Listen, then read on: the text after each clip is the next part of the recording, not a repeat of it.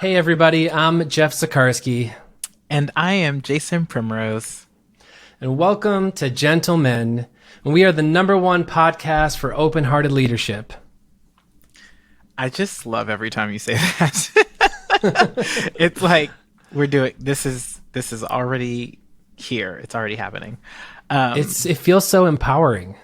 It does. It really does. It's like saying I'm a New York Times bestselling author. I just haven't happened to bestsell anything yet, but I am already that. Like I am already that thing. Um, Yes. Well, it's interesting because we started this podcast because of the narrative we're seeing around division.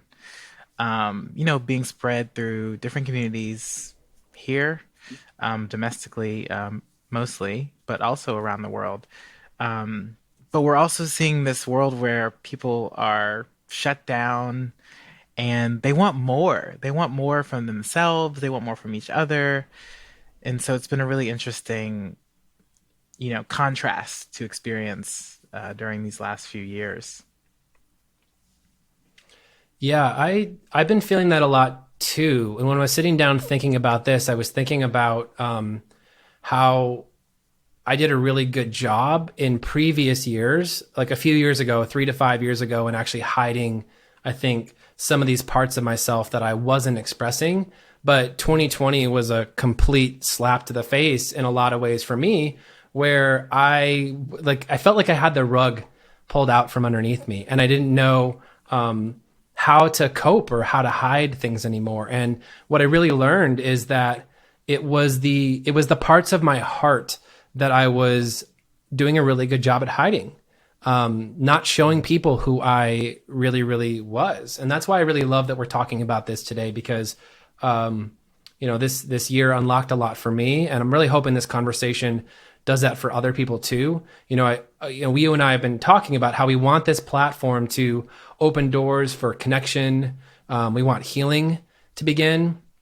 We want to do that by actually opening ourselves up and being thoughtful and inclusive, bringing in diverse sets of voices so that it's not just you and me that are in a conversation with each other, although I'm sure just you and I together are going to be awesome. But, together our mission is to really cultivate and model impactful, open-hearted leadership in men. And, that is part of the vision. That's part of who we are. And we're committed. We're here on this podcast right now.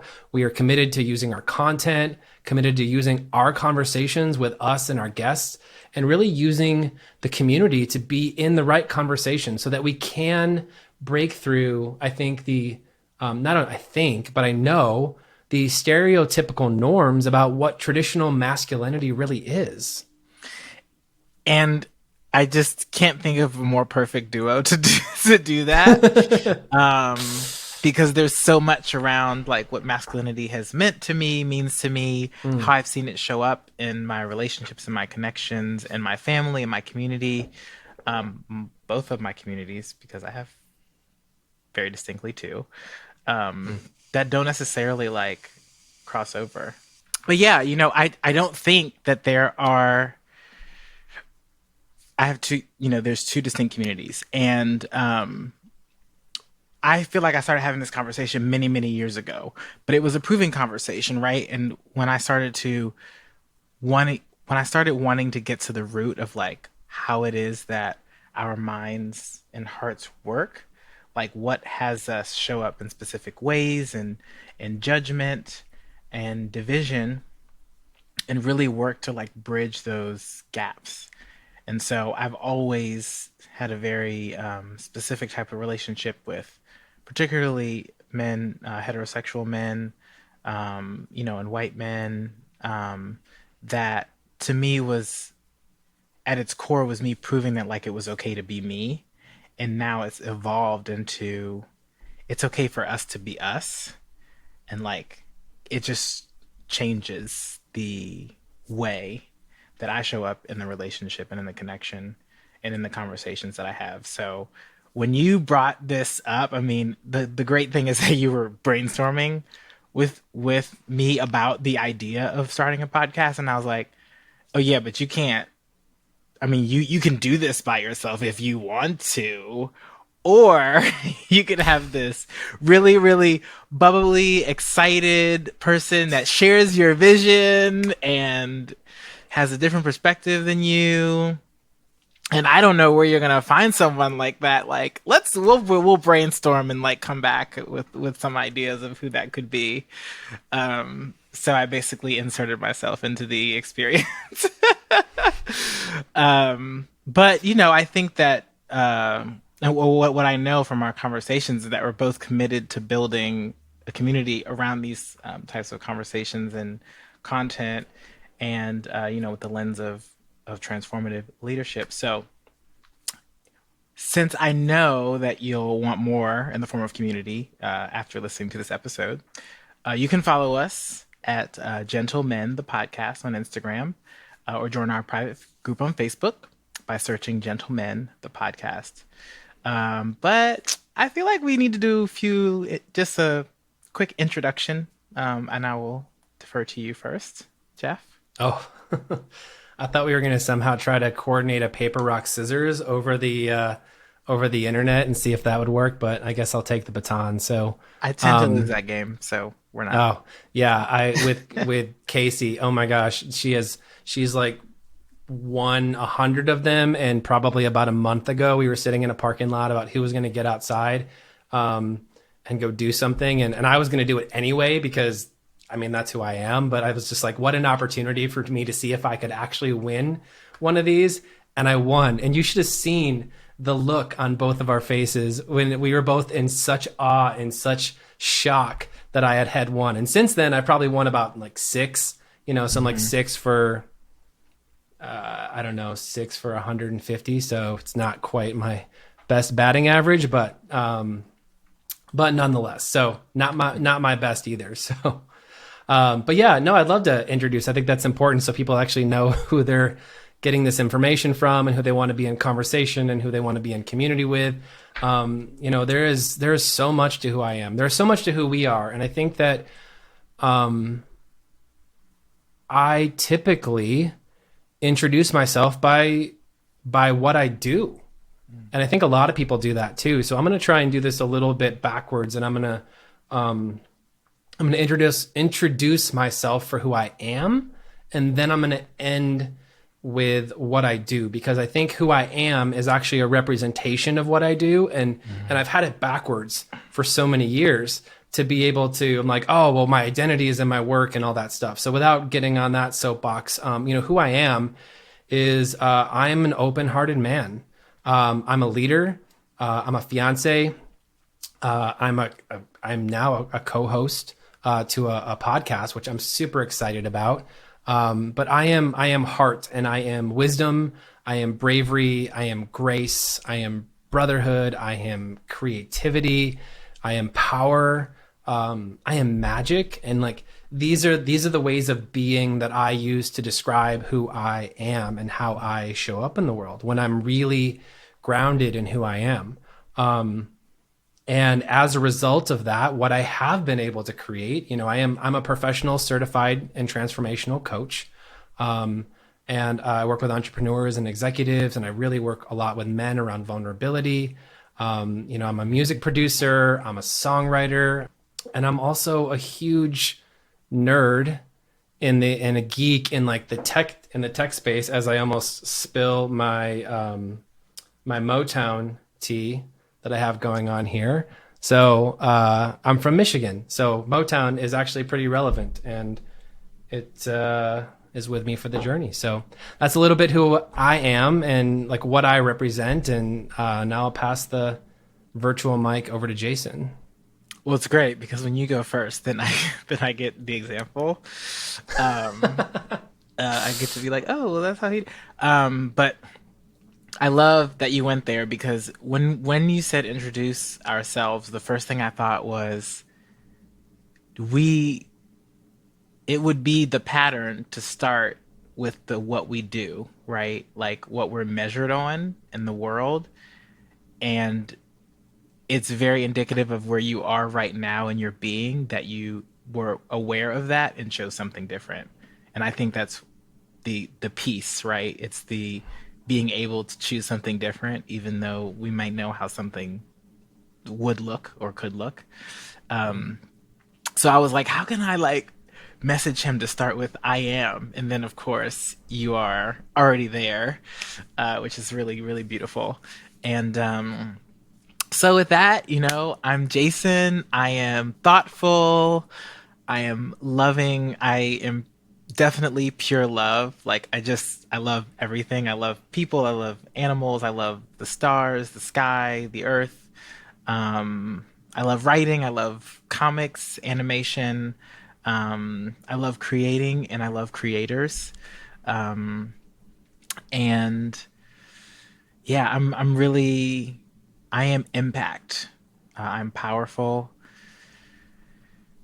and I'm caring and generous and attentive, and very connected. Those are the things that I am. And how that shows up in the world is most notably in storytelling through my books, and through the community of authors that I mentor and support. And yeah, so that's me. I also have a background in storytelling for brands, and really it is about bringing the value and the impact to the consumer, through digital storytelling. So that was my past life. So Awesome. with that, let's Let's get dive into in. our episode. Yeah, what do we got for today? Okay, so well, today we're talking about vision. And I also want to recognize that you said something about winning and being surprised that you won. And it seems like a little thing, but it's a big thing to me because we always talk about games and we talk about winning.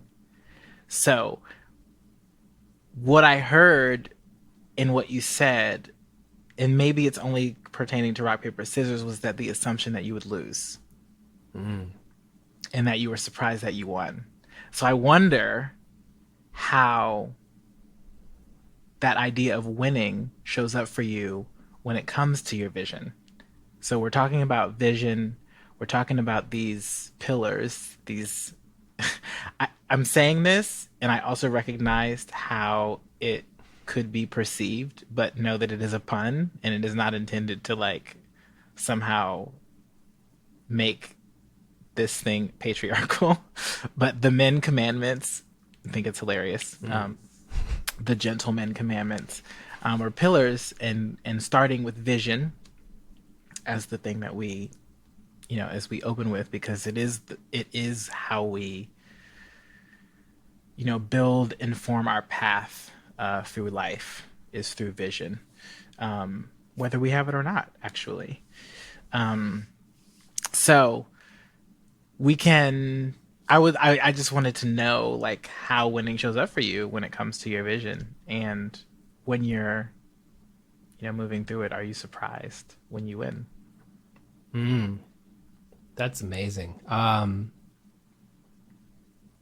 Totally different world than it was 10 years ago. But let's see. So how it shows up for me is like winning has a half-life. It gets really excited at the beginning, get really conscious about what you're creating. And I think that happens with a lot of creatives. It's like, ooh, I got this really great idea. I got this really big vision. And now I want to now I want to enter the race. And the race is so much longer for me than the actual vision itself. So to remind myself of the vision, like daily, multiple times a day, is actually part of the habit that I've been building. And I can even hear, I can hear in what you're pointing to is like when I showed up to that game already expecting to lose based on how it had gone up to this point. And look, like I can say, and we can say, I can say, you can say, anybody listening can say, oh yeah, well, but the probability based on the past was that my ass was going to get handed to me in a paper rock scissors contest. But it's actually my relationship to who I was showing up as, and the possibility of winning, because I had just as every opportunity to win on that last throw of throwing scissors as I did losing.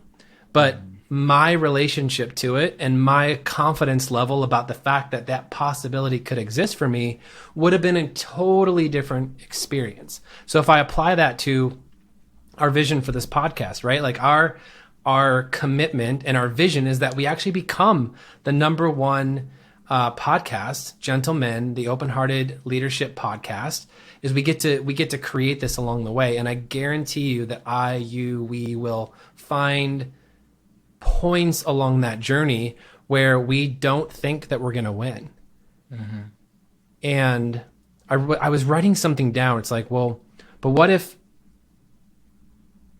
if every time that I took an action, what if every time I interviewed a guest, what if every time in these conversations, I was able to say, if this was the number one podcast for open-hearted leadership with men, like, well, how would I show up? Not worried about what people are going to think, who's going to have a judgment against me or us. And so what happens if I show up every time like I'm winning? Like, it's actually become something, it's like who I am. It's like who I'm being. And look, I'm winning all over the place, which is great. And I think that could even open up a conversation, which we don't have to go down that rabbit hole, but it could open up a conversation about what is losing. Like, what's the reframe on losing? It's like, oh, well, losing could just be, what if there was no winning or losing? What if it was just, did I hit the mark? Yeah. And if I did, what was working? And that's awesome. And if I didn't, what was missing? And what do I want to change? Because I think sometimes we can get stuck in this, what's winning and what is the, like, what's good and what's bad. Mm-hmm. And that either or, that dichotomy lends us to almost like tie up our worth inside of the objectives. Right. So yes, I'll pause that and hand that over to you. I think I see you got something. I agree. Yeah, I agree with what you're saying a lot. I think those are very good words. Just to well, just to frame it around like the conversation that we're having right now, we're talking about winning inside a vision. And part of winning inside a vision is showing up as a winner for our vision, right? So even in speaking the number one podcast for open-hearted leadership, even in speaking that into reality, into existence at the top of every episode, we will continue to make choices, take committed action, and source the types of partnerships and connections that will have us be that at all times. So it takes the destination out of it. It brings presence back into the experience, which I think is really fun, because then we get to be excited about it all the time, not thinking about what it is we don't have or what we're not getting or what's not happening. And so I think that's what creates the winning losing dichotomy, is not being present to like what's in front of us, like right at that moment, and how we're showing up inside of that. Yeah. I wanted to ask you along those lines, if you could tell me like a celebratory moment where you were winning inside your vision, besides right now, because this is obvious. This is obvious. Well, and it may be obvious, but I think sometimes even when it's obvious, it can still go unacknowledged, right?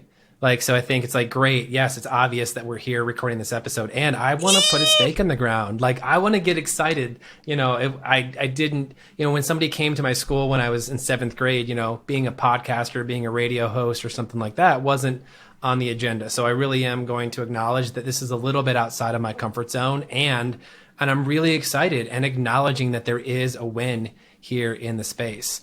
But I think if I were to look outside of this, I think Honestly, I think one of the things that I don't always give enough credit is my relationship. I mean, my relationship is amazing. My fiance is amazing. She's on the other side of the home. And I think that's probably the more vulnerable one for me because of what we've gone through in the last year and where we've came out, you know, coming back to the vision so many times and being willing to take on really scary action inside of a relationship. I think, you know, my history of relationships, if you look at them back over the years, they've, you know, they fizzled out and they didn't go past like a year and a half or 2 years. And I was never really connected to the vision of where I was really going. It's just like, oh, this isn't working. Peace out. Gotta go. Like really focus on the bad. And while that still shows up today, understanding what the vision of my relationship is has me taking completely different actions, has me showing up completely different, has me showing up differently with you. You know, like I would actually, so I want to acknowledge that that's a really great thing for me. But you know, knowing that you're also fully enrolled in the vision of this, and we probably should get to that in a little bit more detail here in just a moment. But knowing that you're fully enrolled in what this vision is, like how does that have you showing up differently here than maybe somewhere else? Well, as you know, I participate in a lot of things. This is like a childhood like dream. Like always wanted to have thoughtful, transformative conversations with people, even before I knew what it meant and the impact that it would have. Mm, And so it's very easy, whereas other places where I possibly am feeling required or obligated to show up can be difficult. So it's easy to show up here as 100% myself. It's easy to be 100% all in on what it is that we're creating. It's easy to ask for support. It's easy to not feel like I'm not meant to be, you know, like it's easy to feel like I'm meant to be in this space. mm, And that that when vision, committed action, and why it matters aligns so well, I think that that's it. Just it makes it very easy to be. And there are places where it's not quite as easy. mm, It's not quite as easy, and mostly it's in my consulting work, and that's mm, because the why it matters isn't necessarily big enough because of where it comes from, and and I have really no vision for it except mm, for keeping the lights on. So mm, it doesn't mean much. It's very what's the word? It's transactional and it's temporary. So yeah, it's very interesting. mm, But I would say that a place that I can celebrate is in my writing, because I feel so powerful in that space. Like I feel like a superhero in that space, because of where I'm writing from, who I am, and the sharing of it, and the creation of it, and the ability to activate and collaborate with others around this experience, around this idea. And because my vision is to have people connected to their power and creating with courage, again, it makes it so easy because it just happens, you know. When I'm being me, showing up for the the stories, showing up for the community, for the audience, then people are creating with courage. mm, And it doesn't really take like the thinking and the, you know, all of the strategy and all of that stuff. It's just like, well, what does it look like for me to show up as fully myself on a platform, you know, or through a medium that has other people feeling that they can show up as their full selves as well. mm. So Nice. Woo! I'm Yeah. celebrating that. And today has Well, been exceptionally, it's been exceptionally, uh, yeah, like it's happening. And like to this more, so last night, I'll tell you the story quickly. So last night I was in the shower and I started singing this song that made no sense, but it was, my friend has a book called In Between Magic and Dreams. And so I was just like singing this like very Sound of Music style tune to In Between Magic and Dreams, and I made up like some lyrics, and then it ends with like In Between Magic and Dreams. Okay, so then I get up this morning and I record the video because I was so excited about this song that came to me, and then I posted it. Now he hasn't seen it. I don't know if he's gonna watch it or what, but I had the book in the picture, and I was like, go get it now, and it's really fun. But that was me fully embodying just like creative force and just being like, I don't care what it looks like. I don't care how I sound. You know, I just, this is where I am right now in my body. And like, let me just share that. And what happens from that happens. So that's an example of just like how, how my vision for people being activated in their power is more important than how I look or how it looks for me to get them to that place, if that makes sense. it does. Does. Yeah, and I get like we've talked a lot about the get a little closer to the mic. We talked a lot about the vision, and we talked a lot about like how we're committed to showing up inside of this. And you kind of made a good point, which is this third component of like, hey, why does this vision matter Mm. to us? And I think that would be something that would be really good because I think that's going to be something that people will probably also relate to. And I think my why is similar to yours, but I also think that they're probably a little bit uniquely different, and I'd love to just share that a little bit before we, wrap up, today's episode, because I think that, I think it's important. Yeah. So I'll just, jump in and say why it matters for me. So it's probably a lot of my experience of my journey around learning to open up more. Like I've always been a very caring person. But what I've really discovered in the last number of years is that a lot of my caring has been a way of misrepresenting sometimes my motives. And what that has me doing is not really showing up as myself. And like I was saying earlier, is I was in a mode of protection.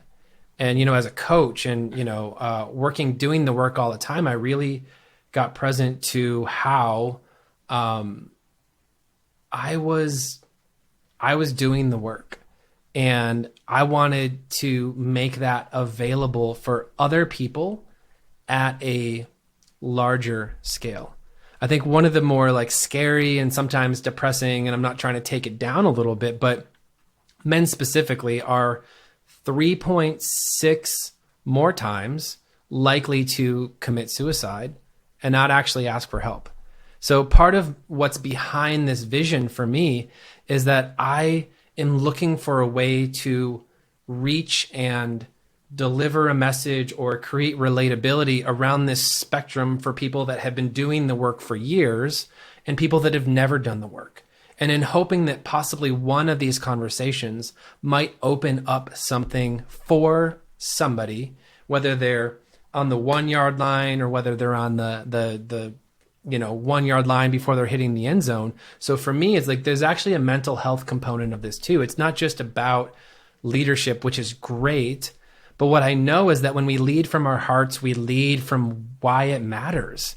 And if we're, like you were mentioning, it's like, man, if I am always showing up with vision and commitment and why it matters in any moment, like I am present, I am connected. I am not spending all of this time in the past. I'm not spending all this time in anxiety in the future. And I can really get grounded into who I am, this embodied sense of myself. So on top of really wanting to impact men, and listen, anybody who listens to this podcast, however they identify, and whether they're a man or a woman, whatever their sexual orientation is, like come one, come all. Like I want this to be for people as well.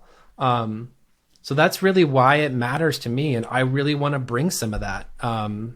So I'll toss it over to you now. I, there's nothing I could say that would better that would better Oh, come on. define That can't be so perfect. that could better define our vision for this Mm, experience. I always call things experiences because that's the world that I come from, and I'm like, it's more than a podcast. It's an experience because there are so many, there are layers upon layers upon layers.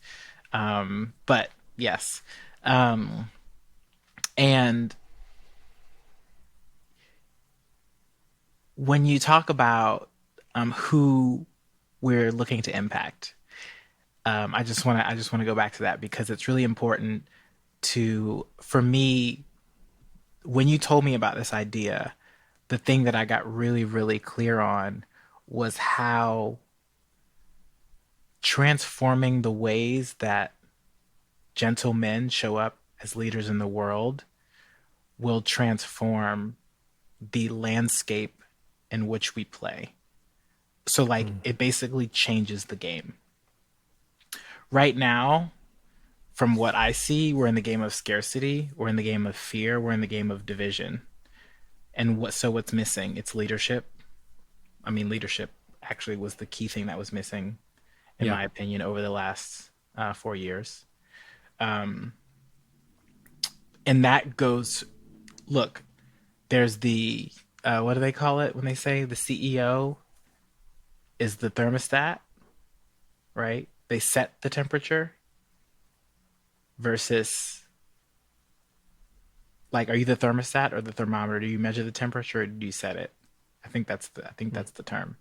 So when the thing that controls everything sets the temperature, then it's pretty clear how everyone else is going to show up, especially if people believe they are to be, they're supposed to match what the temperature is rather than set it.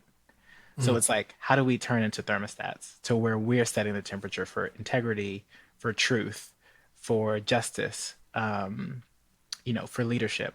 So that's where it became really important for me, um, was that when we change the ways that we lead, we change the game, that we're playing in. Um, so that's why I felt like with Gentlemen, what I've been hearing and what I've been seeing, especially what I've experienced in the Black community with Black men, some of the levels of disempowerment, in the LGBTQ plus community around like masculinity and being able to pass and all of those things, mm, just general villainy around those types of conversations, and then also the like the fear that I think shows up in white men, right, white heterosexual men in the white community as well. So being able to see all of it and say like, but what's the single thing that's linking all of those? And it's like not having leadership, it's living from fear or scarcity or lack. Um, and those are all places that we can shift from. So mm, that is where, this experience comes full circle for me. It's something that I've overcome and am continuously mm, overcoming, that feeling of lack and scarcity, that in discovering that it existed allowed me to choose something different, um, in my transformative journey. And so giving others the access and opportunity to source that as well, I think is really important. And also knowing that, like what you said, like, a lot of Black men aren't likely to seek help of any kind, mental or otherwise. Um, and yeah, so it's just like, hey, by the way, there's someone who understands what you're thinking, feeling. Like, let's have this conversation and keep it going, and you know, give you space to open your heart and be yourself. mm. Yeah. Okay, Thank you for sharing maybe that that. was okay. That's great. Because what I really get is, and one of the real important things is that we chose each other to be part of this for the perspectives. Hmm. I'm not intending that I'm going to be this person and that everything sort of gets viewed through the way that I see the view. We actually get to challenge ourselves throughout this process together and really learn and understand the differences. Because yes, as like a white man, like, from the human level, asking for support looks like what, but what do I have access to from a sense of privilege that others might not? And so I really want to be able to level the playing field, to be able to to create an openness for all different kinds of conversations, because none of it's right and none of it's wrong, but Hmm. there's something to do about it. And the thing that you were kind of pointing to, which I want to circle back on before we kind of wrap up, is that idea of this temperature gauge, and like who sets the temperature.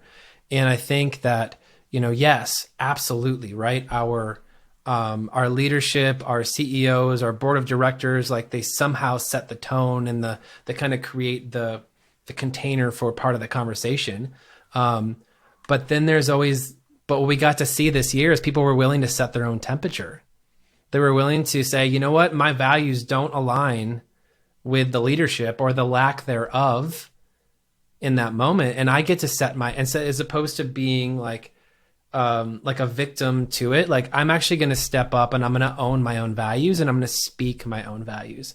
And what I think that's really awesome, and it really sets up the next set of conversations for our podcast with gentlemen, is really owning the values of what it is to be a gentleman, and how if we pair that, how we show up, what our values are, what we stand for, and we pair that with our vision, and we're all in, man, the game gets to be so much easier, because we're I'm taking action from my truth. I'm willing to actually step outside of my comfort zone and do that.